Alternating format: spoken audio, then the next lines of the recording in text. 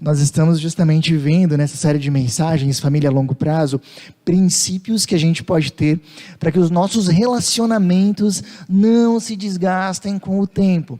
Nós já conversamos sobre 2 desses princípios importantíssimos. Se você não esteve com a gente, não deixe de dar uma conferidinha na nossa página e nos nossos canais de comunicação. Hoje, nós vamos falar sobre um dos princípios mais importantes para os nossos relacionamentos, em especial para o relacionamento a 2. E para falar dele, eu queria trazer uma experiência real. Certa vez, um casal veio me procurar para aconselhamento. Conversei com eles essa semana, inclusive. E eles chegaram lá na nossa casa para conversar, nós sentamos juntos. E eles conversaram comigo dizendo: olha, Jorge, sendo muito sincero, nós estamos a ponto de nos separar. Nós estamos aqui como uma última conversa, uma última tentativa, a gente já está bem decidido, mas a gente está aí numa última tentativa de, quem sabe, ver as coisas de uma forma diferente. Senão a gente vai de uma forma amigável, cada um para o seu lado. E aí eu perguntei para eles: bom, o que está acontecendo na vida de vocês? O que está desgastando, né? E eles comentaram: olha, não foi nenhuma grande coisa. Possivelmente foram várias pequenas coisas, aquilo que a gente comentou na semana passada, para quem estava. E a gente simplesmente sente que o nosso amor, ele esfriou, o nosso relacionamento esfriou, a gente sente um ao outro distantes, e parece, a nossa sensação é que o amor acabou e não faz mais sentido a gente estar juntos. Bom, nós fomos conversando, fui ouvindo eles com mais detalhes, e essa pergunta, aliás, ela já chegou muitas vezes para mim. O que fazer quando o relacionamento esfria, ou mesmo quando o amor acaba? Bom, essa conversa com o casal ali, ela foi andando. E em determinado momento, eu comentei com eles de que não são os sentimentos que sustentam o casamento. Eu não sei se vocês sabiam, mas não são os sentimentos que sustentam o relacionamento, são as decisões. E eles olharam para mim naquele momento assim, com um olhar assim, de surpresa, assim: como assim? E eu comentei com eles: sim, os sentimentos, eles variam, eles têm altos e baixos, isso é normal e acontece com todos nós. Inclusive, dependendo das nossas atitudes, dos nossos comportamentos, da maneira como a gente vai lidando com os nossos relacionamentos, os nossos sentimentos, eles podem ir desgastando até o ponto da gente ter a sensação de que eles acabaram. Isso acontece. Porém, eu comentei com eles, se a gente continua honrando algumas decisões, ou renovando algumas decisões que a gente tomou, e a partir dessas decisões, mudando as nossas atitudes, os sentimentos se recuperam. Por isso a base de um relacionamento não são os sentimentos, são as atitudes. E mesmo quando a gente tem a sensação de que o amor acabou, ainda não é o fim do relacionamento. Se nós mudarmos atitudes, sentimentos podem se recuperar. E eles olharam para mim com uma cara de espanto, e um deles inclusive falou: isso ninguém nunca explicou para a gente. E eu disse: bom, o que vocês acham de vocês refazerem, fortalecerem algumas decisões que vocês tomaram anos atrás, e a partir delas mudarem as atitudes daqui para frente? Vamos ver daqui a um tempo como é que o relacionamento de vocês vai se desenvolver. E eles saíram naquela noite lá de casa com esse compromisso. Depois a gente conversou sobre isso, meses depois a gente conversou novamente sobre o assunto, e eles falaram: aquela conversa salvou nossa família. Estão juntos até hoje, bem. E até uma das ideias iniciais era eles virem aqui hoje de noite para contar essa história para vocês, acabou não dando certo. Mas é um casal que entendeu um princípio importante. Não são decisões, não são sentimentos que sustentam os relacionamentos, são as decisões. Olha só, um pastor que viveu anos atrás na Alemanha, chamado Dietrich Bonhoeffer, eu tenho dificuldade de falar esse nome, acho que o seu Arno aqui falaria bem melhor do que eu, né, seu Arno? Ele falou e formulou isso de uma forma muito mais bonita do que eu estou falando aqui. Ele disse, escrevendo para um casal de amigos que estava prestes a se casar, ele falou o seguinte: não é seu amor que sustenta o casamento, mas de agora em diante, presta atenção, é o casamento que sustenta o amor. O compromisso que vocês estarão assumindo agora ao se casar, esse compromisso, se continuar sendo honrado e praticado, ele vai manter o sentimento vivo.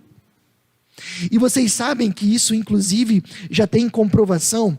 Estava lendo ainda essa semana um estudo americano conduzido pela doutora Lynn Waite, que revela que, olha só, 2/3 dos casamentos infelizes se tornarão uniões felizes num período de 5 anos, se os cônjuges não desistirem. Uau! É um estudo bastante animador. Se nós mudamos atitudes e comportamentos, sentimentos vêm atrás. Isso pode salvar famílias. Bom, mas George, me diz uma coisa. Da onde você tirou essa ideia? Da onde você tirou? Da onde você, esse pastor ali da Alemanha, vocês tiraram isso da mente de vocês? Não. Isso é uma ideia que a gente tirou da Bíblia. E eu gostaria de apresentar ela para vocês através de um texto da Bíblia que é muito conhecido. Se você já foi a um casamento, você já deve ter em algum momento lido ou ouvido esse texto bíblico. Acompanhe aqui na projeção, diz assim, ó: se eu falasse a língua dos homens e dos anjos, mas não tivesse amor, seria como um sino que ressoa ou um símbolo que retine. Se eu tivesse o dom de profecias, se entendesse todos os mistérios de Deus e tivesse todo o conhecimento, e se tivesse uma fé que me permitisse mover montanhas, mas não tivesse amor, eu nada seria. Se desse tudo o que tem aos pobres e até entregasse meu corpo para ser queimado, e não tivesse amor, de nada me adiantaria. Olha só, sabe qual é um dos erros quando a gente lê esse texto? A gente pensa que ele é uma poesia linda. Sabe quando a gente lê uma poesia e a gente no final dela diz assim: ah, que poesia bonita, o que você aprendeu com ela? Não, nada, ela é só bonita. Às vezes a gente lê esse texto como se ele fosse uma poesia linda, que tivesse a finalidade de nos encantar, mas não de orientar. E isso não poderia estar mais distante da realidade. Esse texto, ele foi escrito como uma carta para cristãos que moravam numa cidade chamada Corinto, por isso 1 Coríntios.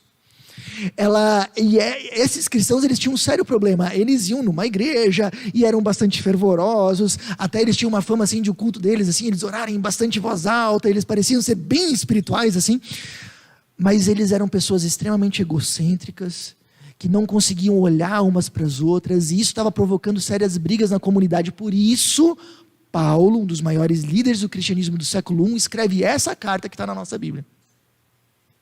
E esse é um dos pontos altos, é o Paulo dizendo para eles: pessoal, vocês podem fazer profecias, vocês poderiam falar a língua dos homens e dos anjos, vocês poderiam conhecer todos os mistérios de Deus, vocês poderiam ter uma fé suficiente para mover uma montanha, mas se vocês não tiverem amor, isso não vale nada. Vocês são como um sino que ressoa ou um símbolo que retine. Símbolo, vocês sabem aquele instrumento de orquestra, aqueles 2 pratos que você bate? Você já imaginou? Que agradável. O que o Paulo está dizendo é: se você é cristão e não entendeu o que é amor de verdade, você só faz barulho, mas a sua vida é vazia. Ou seja, talvez uma lição que a gente já pode tirar daqui é: sem amor verdadeiro, a vida sempre será vazia. Mas aí, imagina que comigo, que esse pessoal está recebendo essa carta, e possivelmente eles falariam assim: não, mas a gente, é claro, a gente ama, a gente sabe, a gente ama de verdade, nós somos cristãos. E aí o Paulo começa a explicar para eles o que é amor de verdade. E eu vou ler isso com vocês agora. Dá uma olhadinha aqui, ó. O amor é paciente, o amor é bondoso, não inveja, não se vangloria, não se orgulha, não maltrata, não procura seus interesses, não se ira facilmente, não guarda rancor. O amor não se alegra com a injustiça, mas se alegra com a verdade.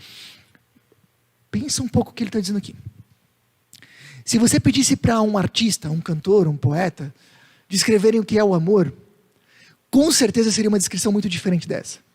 A gente até tem muitas músicas na nossa cultura que tentam descrever o amor e falam dele assim como um sentimento que mexe com a nossa cabeça, que faz com que a gente esqueça da vida, né? que é uma alegria enorme, é se sentir nervoso na frente de alguém. As músicas, elas falam disso. Paulo, quando ele explica o que é o amor de verdade, repare, ele não usa nenhum sentimento, nenhum.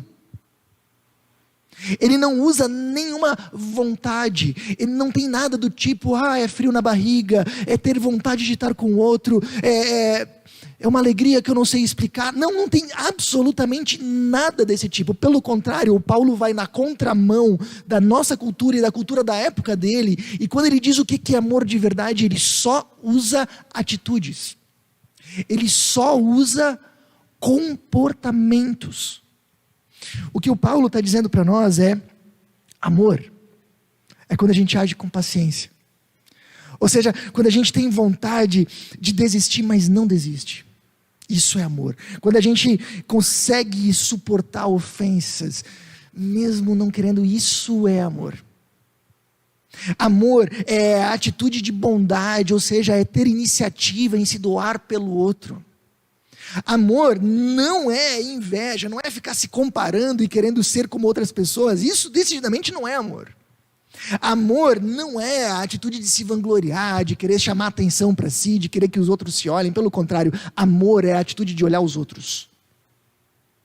Amor não é a atitude de se orgulhar, de se achar melhor do que o outro. Amor não é a atitude de procurar seus interesses. Pelo contrário, amor é a atitude de abrir mão do que você quer para servir outra pessoa. Isso é amor. Amor é não se irar facilmente, é fazer de tudo para não perder o controle, porque quando a gente se ira, a gente machuca as pessoas que a gente ama. Amor é a atitude de não guardar rancor, de não ficar ali registrando as mágoas que os outros fazem para nós. Amor é não se alegrar com a injustiça, ou seja, é não ficar de alguma forma feliz ou contente quando outra pessoa se dá mal com aquela carinha do lado assim: viu, eu te avisei. Isso não é amor. Se a gente fosse resumir, a gente diria: amor é a atitude de se doar por alguém. Isso é amor. Bom, percebe como isso vai na contramão? Isso muda completamente o que a gente sempre tem pensado. A gente sempre fala: bom, eu te amo. Quando eu falo eu te amo para alguém, eu estou pensando no quê? Em sentimentos. Quando a gente fala sobre amor, quando a gente canta sobre o amor, quando a gente pensa no que é o amor, a gente está sempre pensando em sentimentos, e a Bíblia está dizendo: não pense em primeiro lugar em sentimentos, pense em primeiro lugar em atitudes. Um grande autor da nossa época, chamado James Hunter, que escreveu um livro, O Monge Executivo, que vendeu literalmente milhões de cópias, especialmente no ambiente empresarial,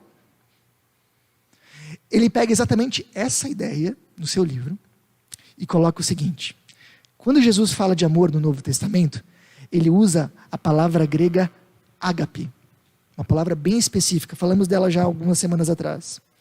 Um amor traduzido pelo comportamento e pela escolha, não pelo sentimento do amor. Nem sempre posso controlar o que sinto a respeito de outra pessoa, mas posso controlar como me comporto em relação às outras pessoas. Ele está falando justamente, olha só, quando a Bíblia fala de amor, ela está falando sempre de atitudes. Aí a gente entende, né? Como é que Jesus vai dizer: ame seus inimigos? Gente, ninguém consegue ter sentimento de amor por um inimigo. Ninguém. Mas Jesus não está falando de sentimento. Nunca falou. Nunca estava falando disso. Ele está falando, independente de como você se sinta, trate a pessoa que te persegue com amor. Bom, James Hunter, ele resume essa ideia com uma frase que a gente pode levar para casa, que a gente pode guardar para a nossa vida: o amor é o que o amor faz. O que os coríntios estavam agora entendendo com o que o Paulo está falando? Eles estão dizendo assim: olha só, a gente pode falar de amor, a gente pode ser muito bom em pensar no amor, mas olhando para as nossas atitudes, a gente não está amando de verdade. É isso que eles estão entendendo lendo a carta. Porque o amor é não o que a gente fala, não o que a gente pensa, não o que a gente sente. O amor é o que nós fazemos. Se o Paulo estivesse na frente de um marido que diz que ama a sua esposa, que diz que faz tudo por ela, mas que bem da verdade está de vez em quando ignorando ela, que normalmente está agindo com frieza, é um marido que na prática acaba sendo bastante ausente, estando bastante fora, e mesmo quando está em casa ainda está mais no celular do que em outra coisa. O Paulo diria para ele: bom, você pode até dizer que ama, mas você pode até sentir alguma coisa. Isso é afeição. Amor é o que você faz. Se você olha por esse critério, de repente você não está amando tanto a sua esposa. Dá para entender? Se a gente olha para os nossos filhos, que a gente ama tanto, se de repente a gente não consegue tirar um tempo para estar junto, para conversar, para ler um livro com eles, para sentar numa brincadeira, para ouvir como foi na escola, Paulo diria, você pode ter afeição, você pode ter vontade de estar perto, mas você não está amando de verdade, porque o amor é o que o amor faz. Mesma coisa vale para as nossas amizades, mesma coisa vale para Deus. A gente pode dizer, eu amo a Deus, Deus está em primeiro lugar na minha vida, mas lembra, o amor é o que Ele faz. O que você faz realmente para estar com Deus, para viver com Ele? Que prioridade você está dando para isso? O amor é o que você faz. Será que a gente ainda consegue dizer que nós amamos de verdade? Essa é a questão. Bom, mas Jorge, e os sentimentos, eles não são importantes? Só valem as atitudes? Os sentimentos não valem nada? Claro que não. Claro que valem. Olha só o que C.S. Lewis, um dos maiores autores do cristianismo do século passado, comentando justamente sobre a ideia bíblica de que o amor na Bíblia se refere a uma atitude, não ao sentimento, ele escreve, ele diz o seguinte: não perca tempo perguntando-se se você ama o próximo ou não. Haja como se amasse. Assim que colocamos isso em prática, descobrimos um dos maiores segredos. Quando você se comporta como se tivesse amor por alguém, logo começa a gostar dessa pessoa. Sabe o que ele está dizendo? Ele está dizendo que quando nós nos comportamos com amor, com o tempo, o sentimento começa a nascer. Ou seja, ele está dizendo, não é o sentimento que é a locomotiva e as atitudes são o vagão. Eu ajo com amor se eu sinto amor. Não, ele está dizendo, é exatamente o contrário. As atitudes são a locomotiva, o sentimento é o vagão, a gente age com amor, age se doando. Com o tempo, nós passamos a sentir amor. Vocês sabem, como pastor, missionário, eu tenho uma vantagem. Eu não posso só me relacionar com as pessoas que eu tenho afinidade natural. Não posso. O normal é a gente acabar se aproximando, convidando para ir na nossa casa, ou visitando as pessoas que a gente tem uma afinidade natural, aquelas que compartilham os mesmos gostos que a gente, aquelas que de repente são mais ou menos da nossa faixa etária, aquelas que estão vivendo uma fase de vida mais ou menos parecida com a gente, é o mais normal, né? Mas como pastor eu não posso fazer isso, a gente acaba convivendo com pessoas e chamando para perto pessoas das mais diversas faixas etárias. E sabe o que eu tenho descoberto, nesses anos de ministério? Que grande parte das vezes, me comportando com amor, convivendo com pessoas que eu não teria uma afinidade natural, eu começo a desenvolver isso. Essa afeição começa a nascer do convívio, da atitude, da decisão. Foi isso que aquele casal entendeu. Se a gente fosse colocar todas essas ideias num gráfico, ficaria mais ou menos assim. O amor na Bíblia se concentra em atitudes de doação pelo outro. Se são atitudes de doação, então elas dependem das nossas decisões. Porque imagina, se a Bíblia estivesse falando de amor como sentimento, então muitas vezes não teria o que fazer. Como é que eu posso forçar a sentir amor por alguém? Não dá. Agora, se a Bíblia está falando de atitudes, então sim, depende das minhas decisões. Eu posso decidir amar mesmo não sentindo. Eu posso decidir amar mesmo não tendo vontade de fazer isso. Depende das minhas decisões. Então, as decisões motivam as minhas atitudes de doação que com o tempo constroem sentimentos. E isso é muito real e palpável.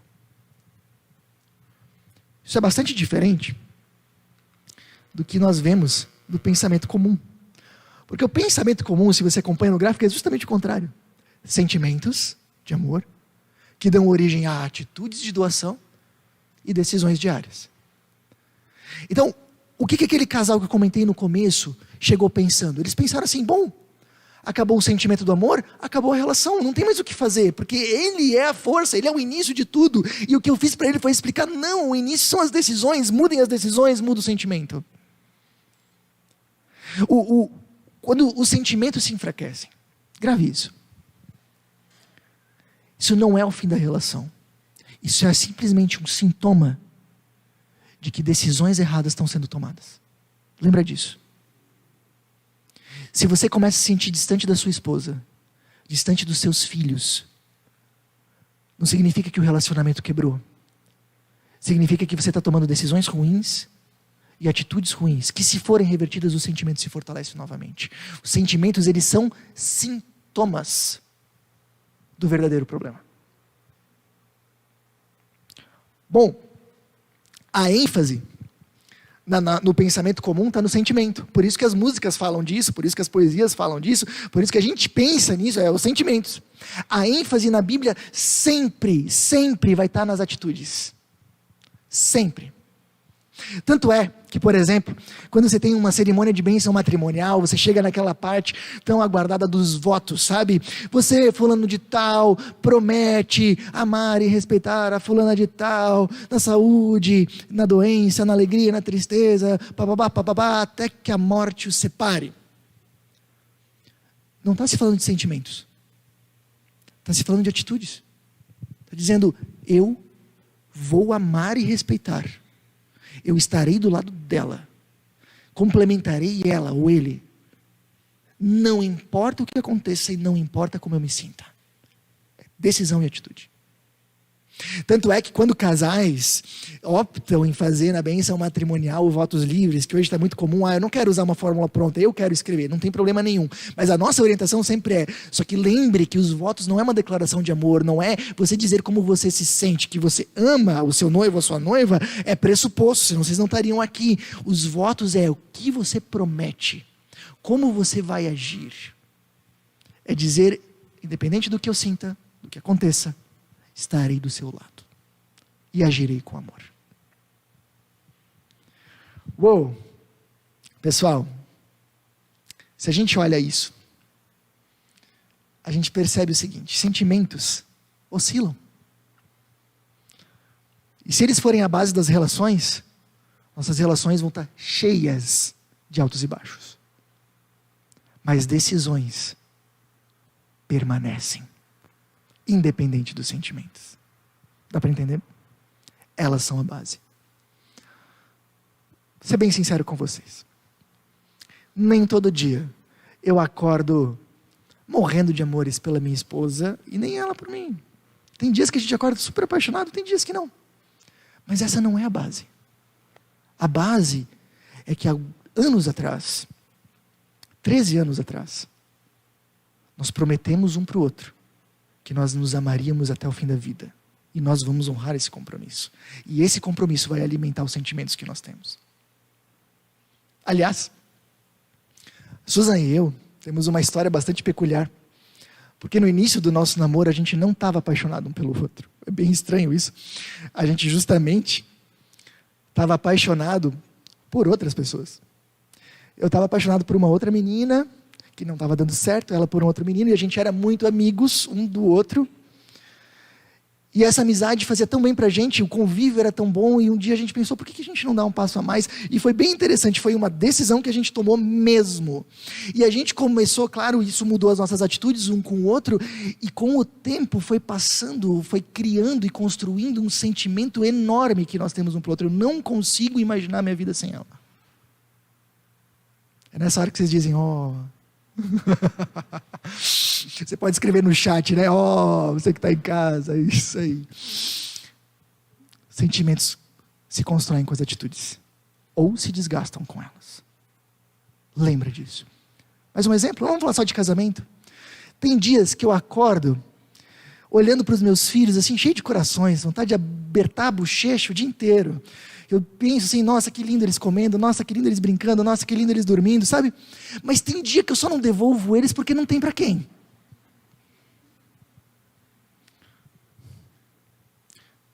Mas não é isso que importa. Importa que eu decidi estar do lado deles e orientar eles. E ser o melhor pai que eu puder. E eu lembro bem de quando eu estava com a Laura, nossa primeira filha, sozinha no quarto. Ainda não tinha chego nenhum enfermeiro, nós fomos os primeiros a chegar naquela noite, no quarto, naquela madrugada. Susan não estava lá ainda, não tinha ninguém, estava nós dois. E eu disse para ela, eu vou estar do teu lado. Vou te segurar. Vou estar lá, o meu colo vai estar sempre por ti. E eu vou tentar ser o melhor pai que eu puder, vou tentar te orientar da melhor forma que eu puder. E quando eu errar, eu vou voltar atrás e eu vou ser teu guia nessa vida. Conta comigo. Essa decisão eu vou honrar até o último dia da minha vida, independente de como eu me sinto. Muitos amigos já me frustraram também. Mas eu decidi amar as pessoas que Deus coloca no meu caminho. E muitas vezes eu não tenho vontade de amar algumas pessoas, mas eu continuo amando. E quando eu não consigo, peço ajuda. E com o tempo Deus vai construindo sentimentos. Essa é a ideia. Pessoal, se a gente percebe isso então, a gente entende o que o Paulo diz no final do capítulo. Ele diz, o amor tudo sofre, tudo crê, tudo espera, tudo suporta, o amor nunca perece. A gente quando lê, a gente tem a impressão, nossa, ele está falando de um sentimento que se a gente tiver, a gente nunca vai parar de sentir amor. E aí quando a gente às vezes não se sente tão apaixonado, a gente pensa, poxa, será que eu casei com a pessoa errada? Não é isso que o Paulo está dizendo. Ele está dizendo que enquanto essas atitudes de amor permanecerem, o amor estará presente. O amor nunca acaba enquanto as nossas atitudes não acabam. Por isso o amor não acaba. Não, tudo sofre, tudo espera, tudo crê. O amor nunca acaba. Aí, no texto, continua, e aqui os versículos seguintes vão dizer que o amor verdadeiro é o grande objetivo de Deus nas nossas vidas. Eu não vou ler eles aqui com a gente, porque a gente vai ler esse texto nos estudos bíblicos. Então, se você não está no estudo bíblico, não fique de fora. Essa parte que não vai dar tempo agora, a gente vai ver lá, tá bom? E aí vem uma parte muito importante, que também foi levantada agora nos comentários. O amor ágape é, em primeiro lugar, esse amor de doação, de atitude, o amor que a Bíblia descreve de Deus por nós. Antes de Jesus falar dele como sendo o nosso amor pelos outros, é o amor de Deus por nós. E isso faz todo sentido, porque se a gente olha essa passagem, a gente percebe que Deus é aquele que verdadeiramente é paciente com a gente. Se não fosse, já teria desistido há muito tempo. Quantas vezes a gente frustra ou decepciona e Ele não desiste de nós, Ele é verdadeiramente paciente com a gente. A gente vê que Deus é aquele que é verdadeiramente bondoso, Ele toma a iniciativa de vir ao nosso encontro, enquanto nós não tínhamos a menor chance, a menor possibilidade de estarmos junto dEle, Ele vem ao nosso encontro, abre mão do céu para vir até nós. Deus é aquele que verdadeiramente não procura seus interesses, Ele vai até a cruz, e pessoal, Ele não vai até a cruz porque era agradável, Ele não vai até a cruz porque Ele tinha vontade, Ele vai até a cruz porque nós precisávamos, e se não fosse isso, não teria nenhuma chance, nenhuma, de nós podermos estar um dia com Ele no céu, e muito menos viver aqui hoje com Ele. Deus é aquele que verdadeiramente não guarda rancor, e que justamente para nos perdoar, Ele teve que dar a vida do seu único filho, pagando o maior preço da história. Deus é aquele que verdadeiramente tudo sofre, tudo crê, tudo espera e tudo suporta, e fez isso especialmente morrendo numa cruz por nós. Esse é o amor de Deus. E o que a Bíblia fala, e nós já comentamos algumas semanas atrás, é que Romanos 5,5 diz que porque Deus derramou o seu amor em nossos corações por meio do Espírito Santo que Ele nos concedeu. Ou seja, a Bíblia diz que quando nós vivemos com esse Deus, estamos conectados a Ele através da nossa fé em Jesus, o Espírito Santo começa a derramar esse amor de verdade em nós. Ou seja, Deus é amor, Deus é a fonte desse amor, Deus é ágape. E quando nós vivemos com Ele, Ele começa a compartilhar esse amor conosco. Uau! Então, o gráfico dessa noite completo fica assim, ó. O amor de Deus, Ele constrói as nossas decisões, que nos leva a atitudes de doação e com o tempo constrói sentimentos. E quando eu digo que o amor de Deus nos ajuda a amar os outros, isso não significa que nós vamos crer em Deus e nós vamos explodir de amor, e nós vamos sentir amor por todas as pessoas. Talvez até possa acontecer, mas não é assim que a maioria dos cristãos experimenta isso. Significa que nós vamos conhecer o amor de Deus, vamos ser impactados diariamente, semanalmente por Ele, e esse amor de Deus vai mudar as nossas decisões. Ou seja, mesmo quando eu não tiver vontade de ter paciência, eu vou ter pela paciência que Deus tem comigo. Mesmo quando eu não tiver vontade de me doar por alguém, eu vou fazer isso pela maneira como Deus se doa por mim. Mesmo quando eu não tiver vontade de perdoar alguém, eu vou perdoar porque Deus me perdoa. Essa é a ideia. O amor de Deus impacta nossas decisões, que impactam nossas atitudes. E com o tempo constroem sentimentos. Por isso, nós normalmente mostramos um gráfico que é muito importante. Quanto mais longe de Deus duas pessoas estão, normalmente mais longe elas estão uma das outras. Quanto mais perto de Deus essas pessoas estão, mais perto elas também vão estar uma das outras. Se você quer viver esse amor como atitude, só tem um remédio, só tem um jeito. Se você sair daqui nessa noite e dizer assim: agora sim, eu vou conseguir, eu vou me doar, eu vou ter atitudes de amor, não importa o que aconteça, você vai conseguir mesmo uma semana, 2, um mês. E aí você vai começar a desanimar. Mas se você viver com Deus, conectado a Ele, Ele será o teu combustível, para que você consiga fazer disso realmente uma mudança de vida duradoura. Se você quer isso, tem aqui alguns impulsos para você. Avalie quanto você tem amado as pessoas ao teu redor com as tuas atitudes. O amor é o que o amor faz. Não pense agora nas palavras nem nos sentimentos. Pense nas atitudes. Segunda coisa, quanto você tem amado a Deus com as suas atitudes, agora a Deus. Não com as tuas palavras, não com as tuas boas intenções, com as tuas atitudes. Avalie quão perto você está da sua família e quão perto você está de Deus. Porque as coisas normalmente andam interligadas.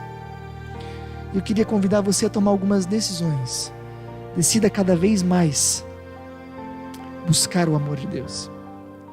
Decida amar a Deus independente da sua disposição ou disponibilidade. Às vezes a gente fala, né? Eu não tenho tempo. Independente da tua disposição e disponibilidade, decida amar a Deus. Decida amar as pessoas, independente do teu sentimento por elas. Essas são decisões bem importantes.